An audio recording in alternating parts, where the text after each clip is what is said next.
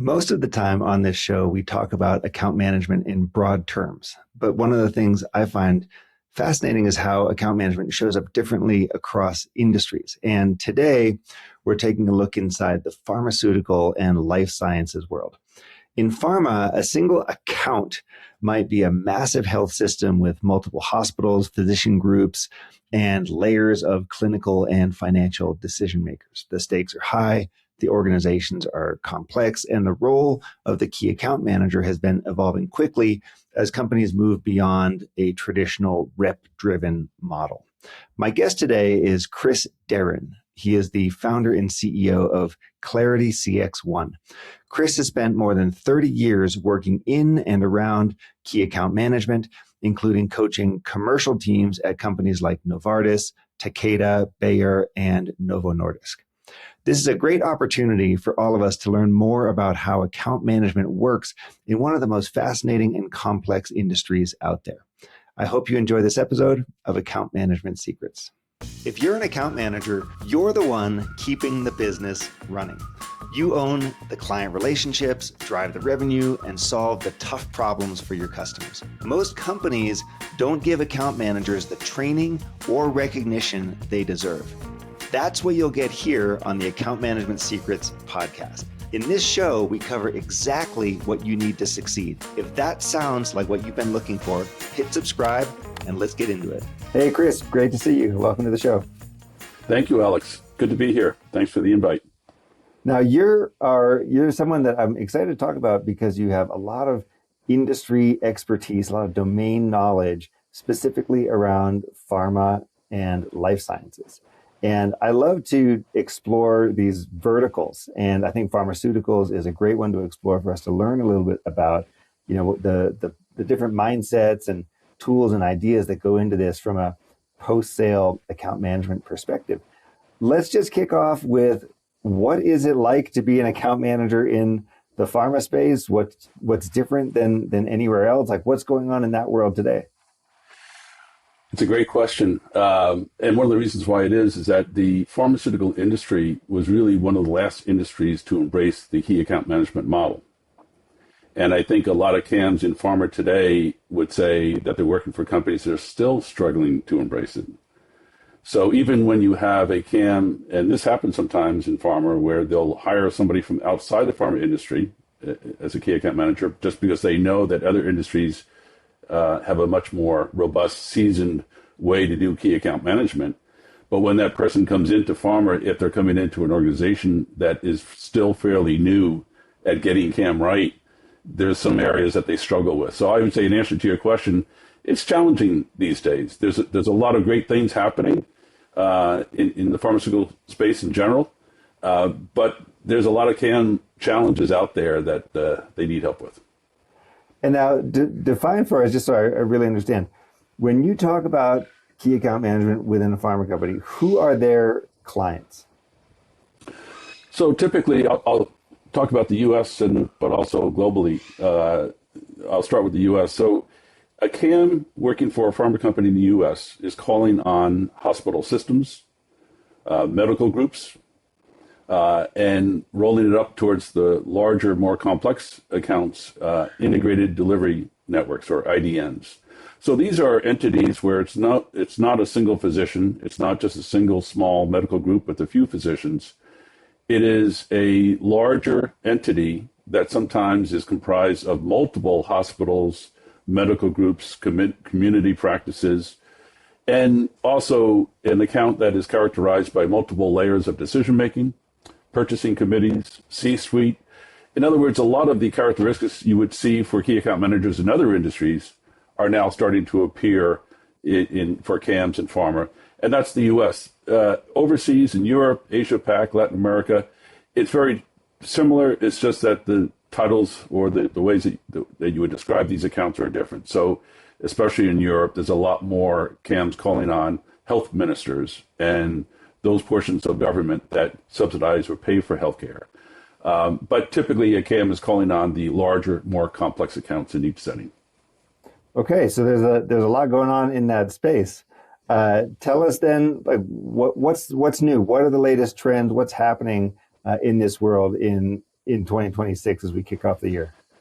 So, and this would be more true in the U.S., let's say, than overseas, but there's been a lot of merger and acquisition activity in the life sciences space in general. So, as I mentioned, if you have a smaller physician office, that physician office might have been purchased by the local medical group, which has now been purchased by the larger hospital system, which is continuing to merge with and be purchased by larger entities. So as this happens, one of the big trends right now is that the level of complexity just keeps increasing for pharma CAMs because the number of types of stakeholders they have to call on, the levels of decision-making authority and influence keep evolving and changing. So that's really one of the biggest things that's happening, in the last couple of years now for pharma CAMs, and it just seems to keep intensifying. I have this impression from what you're saying that within the pharma space, the key account manager is a very elevated role. Like sounds like a senior role, presumably someone who has a lot of resources because they're driving huge revenues for their customers. Am I right that the perception of account managers tends to be more elevated in pharma than it might be in other industries? I think that's generally right, and I think that the intent is for the CAM role to play out that way. What happens in reality is that these pharma companies are still largely operating with more of a rep to physician product-oriented mindset.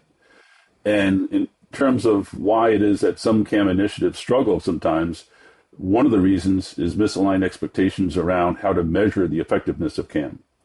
Because CAM is a long-term play. It's not a short-term revenue grab. So if you're if you're a commercial leader, if you're a sales leader in the pharma business, by now most of them know that if they're going to initiate a CAM strategy, it's not something you're going to be able to measure the results of in just 3 or 4 months, as you would if you just hired more reps and put them in front of physicians to do that type of selling. So that's a big difference, and that's a big call out now because I think companies are realizing that in order to get this right, it's a long-term strategy. It requires a lot of senior level engagement and communication, telling the story around CAM and why CAM is so important for these accounts. One of the things that's also contributing to all of this is that customer expectations are also increasing, where they're looking for companies to basically put more CAMs in front of them. And what I mean by that is, to your point about orchestrating resources, the larger, more complex customers know that CAMs have the ability to do that. Not just pre-sale, but to your point, from a post-sale perspective. Because sometimes things don't always go well, and they need to know that CAMs can marshal resources on their behalf. It's one of the ways that these large customers are starting to distinguish competitors from each other. Who has the ability to put those types of elevated CAMs in front of us and have that person marshal these resources on our behalf as part of building the relationship?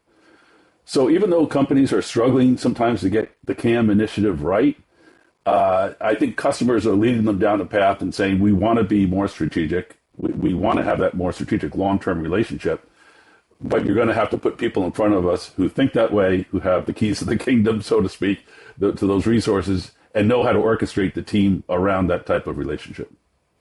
Well, interesting that you're saying that, because essentially what I'm hearing is the end customer is using the quality of the interaction. So basically the quality of the what the key account manager can bring in terms of resources, ideas, et cetera.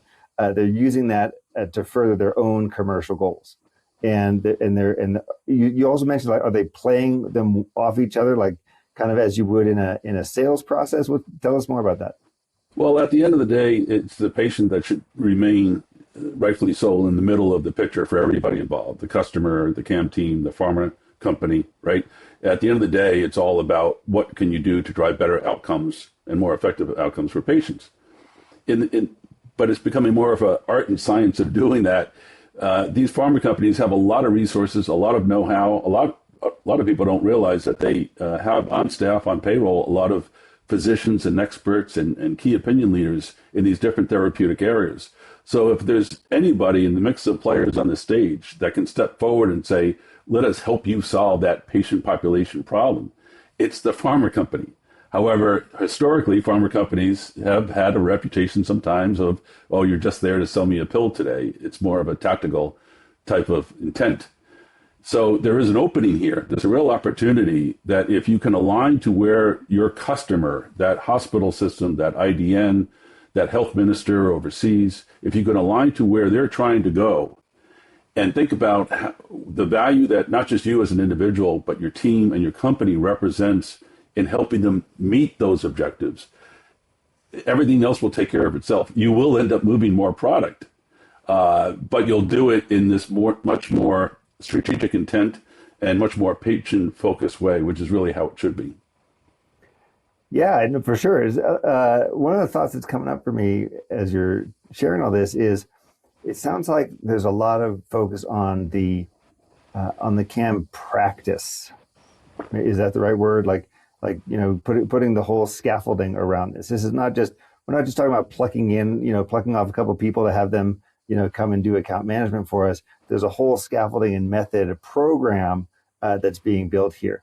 Is that specific to pharma, or is that just big business in general in your mind? And what might one of those programs look like once it's fully built out? Yeah, so this conversation comes up a lot about what is CAM and how do you describe CAM, because you can describe CAM as an individual, a key account manager, but you can also describe CAM as an organizational initiative. And that's where the rub is. That's where some organizations are having a tough time building that out. But the ones who have succeeded... Basically, is it a tactic or is it a strategy? And the answer is yes. It's everything. Right. It's team level coordination. It's executive level sponsorship from within the pharma company, explaining why this CAM initiative is so important. It's other functions like medical, like market access, other really critical functions in pharma working in concert with that CAM. It's the ability to forecast where the account relationship is going and build strategies around that. So it's skills, it's capability, it's process, it's communication, it's leadership, engagement.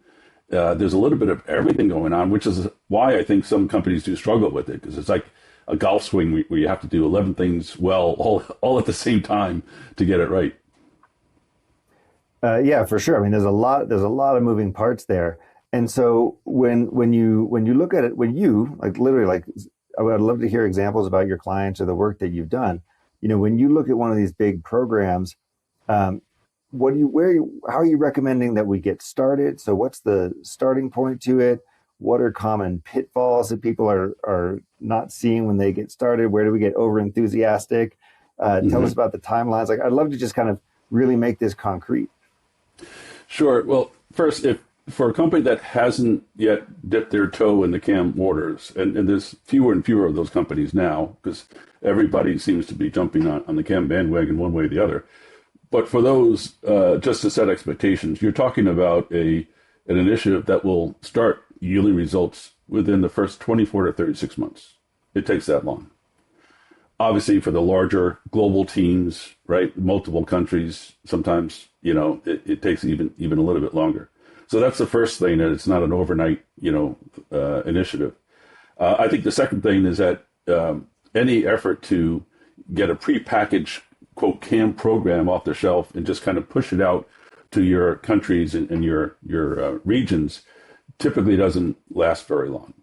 The work has to be put in to tailor it region by region, market by market. I've built case studies for cardiovascular account managers in Japan, and the way in which they go about thinking about CAM, driving CAM activities, organizing themselves around CAM, and especially the way they interact with customers is very, very different than in Western cultures. And all of those differences have to be called out, accounted for, customized, tailored, in order for those CAMs to really feel like this is really relevant for me, and I can apply this immediately starting tomorrow. So that's another big gotcha is, don't try to bake the cake and just push it out. It has to be locally relevant, even if it's globally consistent. And I think probably one of the biggest ones, Alex, is the executive communication and engagement. There's no doubt that the more successful CAM initiatives all have this one big red line that runs through them, which is somebody senior grabbed a hold of it, was able to tell the story to the organization as to why this CAM approach was so important, and what is being done to put in all the kind of infrastructure and supporting mechanisms around the CAM team to make them successful, and then to stay with it, to stick with it all the time. That to me is one of the biggest ones. And that's huge. The communicating this at the executive level, first having ownership, and then secondly communicating to be able to maintain what is a long road. I mean, you're saying don't expect payback before at least 2 to 3 years until you start seeing results. But so a couple of questions on that. First, when you see pharma leaders get this right, what's the typical through line of their story? What is the why that they're explaining? Like, and therefore, which ones are more successful? And if you have any examples of ones that have not been successful, I'd really like to hear that. And I also want to know, how are we measuring success? What are the metrics that actually are getting people's attention here? So I think in the first part of the question, and obviously I wouldn't mention the companies by name, but there have been, quite a few companies that have not gotten the results that they were looking for from their CAM initiatives. Sometimes it happens if CAM training is treated as a default check the box activity. Oh yeah, we brought in a vendor, we did some CAM training, and we didn't really see much in the way of results. What was missing was the executive engagement, the supporting infrastructure, all of those types of things.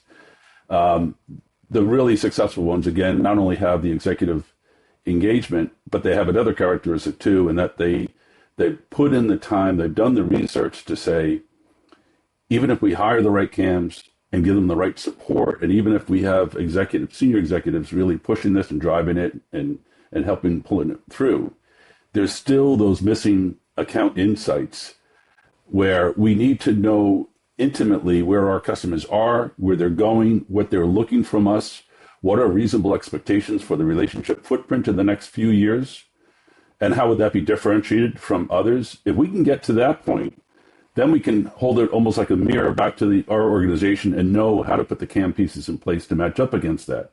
That then starts to bleed into your question about, is there a particular narrative or story that they can tell, and how do they tell that story? Yeah, I'm just curious about that because, it's you got to find the why. And you have to be able to very disciplined about how you communicate that, and you have to keep saying it over and over and over again, especially to move a large organization. Because pharma companies, at least the ones that I think of, there's a small number of absolutely colossal companies.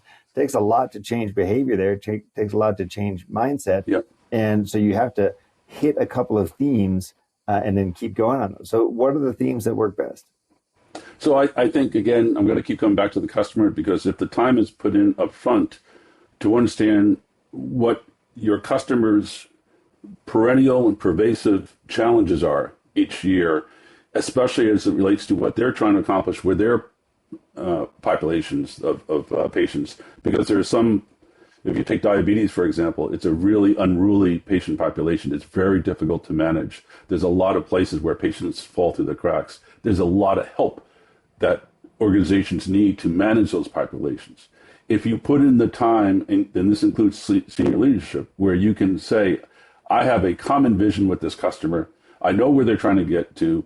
I understand the obstacles and the blockages that are in their way. I understand what it is about who we are, my company, me, my teams, the value we represent, and how it matches up against those challenges. And I'm going to put in the time to put together a game plan with our teams to demonstrate to these customers that we're going to be side by side with them on this journey that they're on, and help them arrive at that place that they want to get to 3 years from now. Those other companies are going to stand out, even in cases where you have therapeutic areas like cardiovascular, where there's a lot of competition, and you have some drugs that kind of all do the same thing and all cost about the same amount. There has to be something else that helps that CAM team stand apart from everybody else, and that's what it is. And tell us a bit about the measures of success here. So are we simply looking at revenue or throughput? Are there other things that we can measure around, say, customer stickiness, or the ability to get different products through the same pipe? Or what else are we looking at? Yeah, really good question, because there's been this natural tension for years now around, well, hey, Chris, you're telling us to invest in CAM, but it's not, it's a kind of a long-term payoff. And, Wall Street is expecting us to hit our numbers. So I got to keep laser focus on this quarter and hitting our numbers, which really I can only manage or I can only measure from the activity of our reps calling on physicians and influencing prescriptions. Because that's data that I can buy and I can see the movement in the marketplace. I can't really see the effect that this CAM strategy is having at the moment, which is fair. And that's true. Here's the irony in it, though. If you really stand back and look at it, so if you, let's say Novartis has a CAM who's calling on Geisinger, one of the big, complex integrated delivery networks, or an oncology company is calling on Anderson Center in Texas, one of the biggest cancer centers, MD Anderson. Depending on how well that CAM team performs, that needle could move back and forth by tens of millions of dollars. You'd have to get hundreds of individual pharma reps to be able to move the needle the same way versus one CAM team. So the irony here is that companies sometimes get frustrated in waiting for CAM results to develop to the surface. But when you get it right, it can have a much bigger leverage stick than just feet on the street frequency models. CS did a study not too long ago, I think just last year, where they said on one hand, up to 70% of CAM programs are at risk of failing. But when they actually dug into it and they started measuring the success of CAM programs for accounts that were deemed to be key accounts versus CAMs that were non-key accounts or didn't have that designation, the CAM designated accounts had 50% faster growth rates than the non-CAM accounts. So, yes, sometimes it's hard to see the short-term payoff, but nobody's arguing with the fact that when it's done right, CAM, when it's done right, can have a much bigger payoff for everybody over the long term. Yeah, no, Chris, awesome. I've actually seen that study. I actually referenced it in my book, The Growth Department, that just came out about 6 weeks ago. And I was really interested in their data around, are we treating CAM at the program level? So is it programmatic? Or are we doing it individually and treating it essentially the same conversation around tactical versus strategic? And the study that you're mentioning is from the company is called ZS, for anyone who doesn't know it. And the study is called Transforming Healthcare Partnerships, Key Account Management in Action. And you can find that on the ZS website. But tell us what else jumped out at you from that. Well, I know Namita Powers, who's one of the principals at ZS, who was behind that study. And there's a lot of statistics that I think are worthwhile for people to look at that might be surprising to some folks. But one of the things that she also calls out is this distinction between the roles in pharma as it relates to all of this. And as she said, the magic for reps calling on physicians is in the 30 minutes that they can get with a physician in that office. The magic for CAMs is in the 30 days they spend preparing for the meeting. That's the difference. Nice. So, I like that framing. Right. And there's a lot of that in their study, that people will see. And that, I think, says it all. And it really calls out and distinguishes what's different about this role from what the role was previously in pharma dating back 30 years. I love this deep dive. It's super helpful because I like understanding how account management manifests in different industries. So let me ask you about this. We already established that it can take 2 to 3 years or more to start getting it. And by the way, Alex, I would say that time frame in the U.S. for individual CAM teams, let's say just one division or one business unit, could be more like 6 to 9 months. So the 2 to 3 years is talking about more of a global CAM initiative. Okay, so it's going to take us a while to start getting results. It's not going to be automatic. So here's my question, Chris, which is, if you are a leader of a CAM team or program, and you know that there's going to be a certain amount of time before you're able to show concrete results, how do you manage your executive relationships internally to keep the support, to keep them apprised, to keep them abreast of your progress as you're still waiting for the big payoffs down the road? So if you were to take over one of these programs, how are you kind of nurturing the relationships, showing progress, keeping people interested? Because we all know that initiatives fade and that, attention gets drawn somewhere else, priorities change. So what is it that you need to be doing to maintain that support throughout? Yeah, I think a couple of things. One is to very proactively point out the progress that's being made, even if it's not obvious on the surface level, which is why sometimes you have to manually point it out to executives. I think getting executives involved as well, doing these executive exchanges where you set up a meeting between one of your C-level executives and the C-level executives in that executive in that hospital system, and let them hear from the customer directly, hey, ever since you guys adopted this CAM approach, here's what we're experiencing. The meetings are, first of all, we're granting you guys return access, because a lot of CAMs can work hard to get a meeting once and then never get back in the door again. So if they hear the term return access, that's a good sign. It looks like we have a shared vision. You guys seem to understand what we're trying to accomplish with our patients and what's going on in our world. And you guys also seem prepared and well coordinated.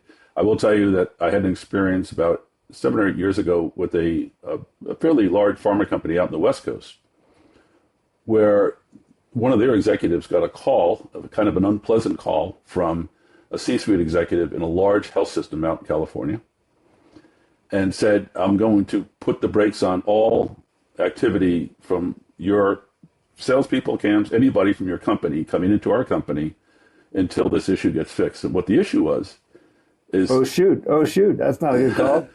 No, it's not a good call.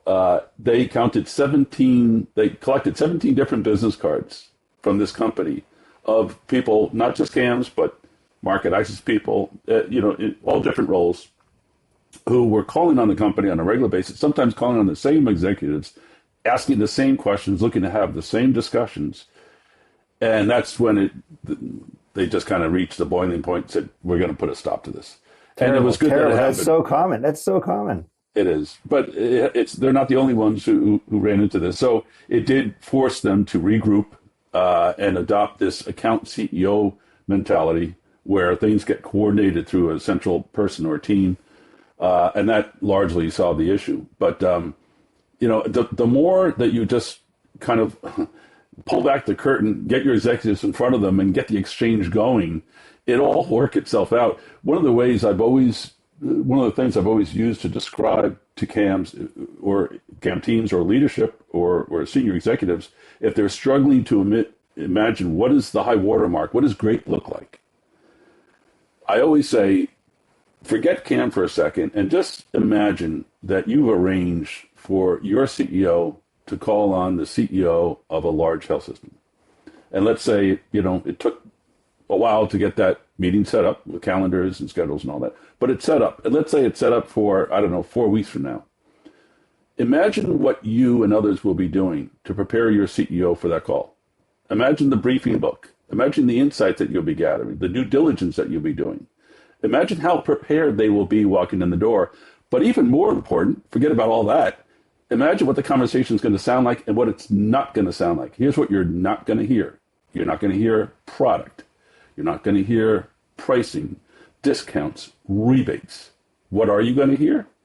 Vision, strategy, alignment, relationship. Because these senior executives in these customer environments, they know that they're in it for the long term too. If they're trying to turn around, the protocols on a certain patient population and they need help, they know it's not an overnight deal for them either. And they know they need help from any place they can get it. And they know, again, going back to Pharma's ability to do this, Pharma actually has more of an ability and more resources than most others. So they've adopted a long-term view. Whether or not the CAM team is ready to be in alignment with them, sometimes it's a different story, but that's where their minds are at. That's a great story. Because, think about all the scramble that goes into preparing your boss's boss for one of those meetings, and the analogy there to the amount of data and information that a key account manager has to gather, it really works. And so a great way of saying, this is how we go through the process of deeply understanding our account so that we can build from there, right? Right. Now, tell us a little bit about the CEO of the account story that you just told. So you said we had this issue with someone, one of our clients got a call from an angry end customer because they had 17 people calling on them and wasting their time and asking the same questions over and over, which is absolutely true. It's a very common problem. Overcalling on customers is a huge issue in all companies. Right? It happens pretty much everywhere. But then, and then you said, so they solved it by having this CEO, the account kind of idea. What did that actually look like? What was the remit of that person? What was the title of that person? How did we actually solve this coordination challenge? Yeah, so one of the companies that did this well, this company was not the company that I was referencing in this story, is Novartis in the U.S. They adopted an account CEO role, which was the senior CAM on the team. It could be played by others, but it is that senior interface that a large health system can feel like that's our go-to person at the end of the day. That's the phone we can pick up and call and make sure that we get what we need. But they also did things like they instituted a mandatory monthly planning call that person had with other people on the team to talk about what's going on in the account, what did we do in the last few weeks, what are we planning to do next week and the next few weeks. And most important, and this is the part that often gets missed, not just a discussion about what are our short-term and long-term goals and objectives. Let's do a refresh on the customer's short-term and long-term goals and objectives because they keep evolving as well. Don't forget about those. We keep refreshing those and refreshing them and refreshing them. Always in alignment, always in alignment. Those are the two big things that they did to basically fix the problem. So at the end of the day, you do need more than one person calling on the account, obviously. But if that person each person can arrive saying, by the way, I've been briefed by my team. I understand you've already had these conversations. These are the things I understand you're looking to accomplish. And they've asked me to come back to you with several ideas that we have for potential solutions. Now, all of a sudden, even though there's multiple people calling, it doesn't feel like it's being overused. And yeah, no, for sure. It's a great model. I love the discipline, the structure, and the system that go into that. And just to reinforce for everyone who's listening here, the scale of these businesses is really significant. So if you're a key account manager at a Pfizer, Novartis, whatever gigantic pharma company, you could be overseeing a portfolio of tens, maybe hundreds of millions of dollars, I presume. And these are large businesses. And, from that context, you're seeing a really wide amount of the business. So you're not just focusing on one product line, or you're not just focusing on one part of the business. You're seeing basically a whole end-to-end view of your company and the customer's company. So you're getting really deep into this. I can imagine this is a tremendous launching pad in terms of careers to much more senior roles within companies. Have you seen that happen? Yes, in some cases, yes. So, a career track could be to become head of commercial, basically, because commercial heads these days have everybody, marketing, sales, key account management, market access, rolling up to them. And especially when you go overseas and you look at country heads, to me, the country head role is a good example because they really have to have a view from the bridge of everything that's going on. They do maintain C-level exchanges with large clients, so they're out in the field, more often. That country head role is kind of, to me, if I was a CAM and Pharma, that's what I would be aspiring to, that type of hands on all the resources type of role. So we've been talking about what people call big pharma, right? Like the very largest companies out there. Is this any different at the smaller pharma company stage or at biotech? Does it manifest in different ways there?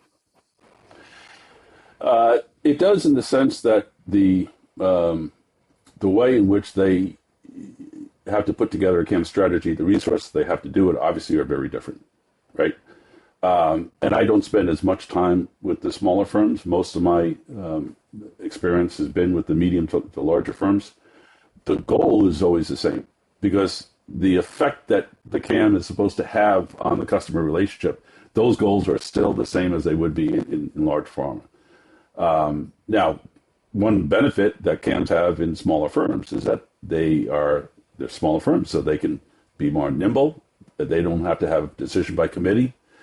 If you watch what happens sometimes, and I just put out a post on LinkedIn not too long ago that talked about this, where we are aware, a head of commercial had a conversation with me just 3 or 4 months ago, talking about a contract that they lost with a major IDN. And he said, Chris, our product was as good, if not better. Pricing was aggressive. That wasn't the issue. Even flexibility in contract terms. Contracts get very creative these days in pharma. They even start doing something called risk sharing agreements and things like that, just to make things work. He said none of that was an issue. He said what happens is that we represent a portfolio of products. So do our competitors.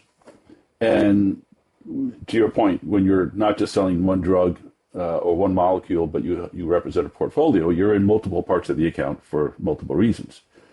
And that also includes or increases the chances that sometimes things can go wrong. It could be as simple as a reimbursement issue to something much more major. And over time, what happened is that one of their competitors, every time that this happened and the customer needed help, they responded literally within like 24 hours, almost every time. He said, we have CAMs who run around our company for 2 or 3 weeks trying to knock on doors, beg for resources, or trying to line up people, or try to figure out how they could possibly solve the problem. By the time they get back to the customer, it's already too late. So he said, that's why we lost that contract. We have CAMs that just can't be as responsive as they would like to be. So there's a big lesson there for the smaller firms because they're not really burdened by that. They may not have all the resources, but they don't have the committees who have to make all these decisions. Yeah. Got it. Okay, cool. Well, look, really fascinating and helpful tour of the pharma and life sciences space. Is there anything else that we need to know about what's going on in this industry right now? AI. Because AI is, the thing that everybody keeps wondering about, asking about, exploring, using to some degree, and also using to various degrees of success so far. Here's my take. This is my opinion after working with AI now for the last year and a half. And I do have a white paper guide that talks about the usage of AI this way on the website if anybody's interested. But when predictive AI came out, I don't know, 6 or 7 years ago, I immediately saw the applicability for pharma reps calling on physicians.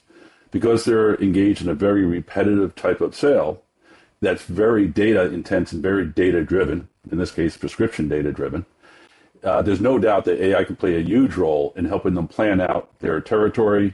Which hospitals should I prioritize? Which decision makers have the greatest propensity for purchasing or using, I should say, or prescribing this type of drug over another? So all that data is really useful, and it's all AI driven now. And then, of course, AI can play a role in, let me build the email for you and let me handle the customer exchange for you. Because now physicians are going on pharma websites, interacting with AI driven agents, so it's all agentic AI, getting a lot of their questions answered without even talking to a rep. That does save time for reps. In some cases, yes, it lowers the amount of reps that you need. But then the reps that are on staff are getting data feeds from those interactions that physicians have online so that when they do start to call them, they're so much more informed because they have all this AI-driven data and insights. So I completely see it. Now, here's what happens when you take all of that and bring it into the world of a key account manager and drop it down. The front end of the cycle is immediately impacted by AI in terms of all the data and research. Any time that a CAM can save, because CAMs do take a lot of time or put in a lot of effort to try to research accounts, stakeholders, find out what's going on in the industry. They have a lot more preparation to do for each and every call, as we talked earlier. Here's where it can't help. If it's 3 weeks from now and you're in that actual meeting with that chief medical officer, AI is going to just leave you on your own. There's not much it can do to help you during that conversation. Your background, your intelligence, your preparation, your intuition, your ability to think on your feet, your ability to build relationships, build trust, credibility. Yeah, good luck. AI is not going to help you with any of that. So that's the big aha. Saying yes, it does play a role, a really important one. It can save a lot of time. Just don't expect things to be automated the way that they can be in other parts of the pharma business. It's still evolving, obviously moving very fast. There's a lot of uncertainty. There's a lot of potential, a lot of interesting stuff happening there. Well, fantastic. Hey, I love this conversation. Thank you so much, Chris, Deren, for letting us know more about pharma and life sciences. I really appreciate you being here on Account Management Secrets. Thank you, Alex. I appreciate the invite again, and wish you the best of luck.